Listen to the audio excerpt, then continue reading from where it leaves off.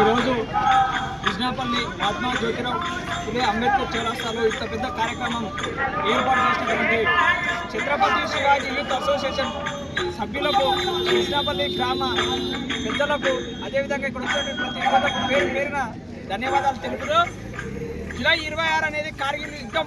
ఆ యుద్ధం ఎందుకు చేసినామంటే, ఏదైతే పాకిస్తాన్ అనేది మన పక్క శత్రువు ఉన్నాడో వాడు జమ్మూ కాశ్మీర్ ఆక్రమించాలని వాడు ఈ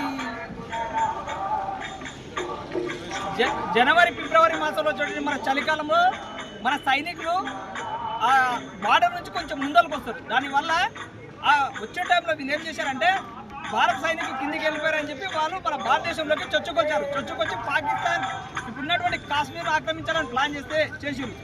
అప్పుడు మన భారతదేశంలోని ప్రధానులంతా అన్ని పార్టీలకు అతీతంగా నిర్ణయాలు తీసుకొని సైనికులకు కావాల్సిన బలాన్ని ఇచ్చి పాకిస్తాన్ పైన దాడి చేసి పాకిస్తాన్ను ఓటమి పాలు చేసారు. దానికి గుర్తుగా, అంటే విజయానికి గుర్తుగా మనం ఈరోజు కార్గిల్ విజయ్ దివస్ జరుపుకున్నాం.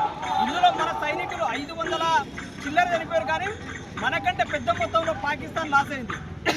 ఎప్పుడైనా పాకిస్తాన్ మన మోకాల నీళ్ళు తాగి బతకవలసిందే.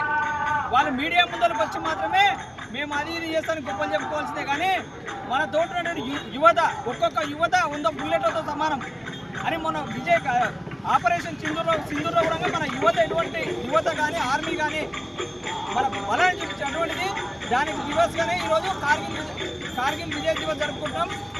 ఈ విజయ్ దివస్ ఆలోచన ఛత్రపతి శివాజీ యూత్ అసోసియేషన్ రావడం, వాళ్ళు ఈ ప్రోగ్రాం ఏర్పాటు చేయడం చాలా గొప్ప విషయం.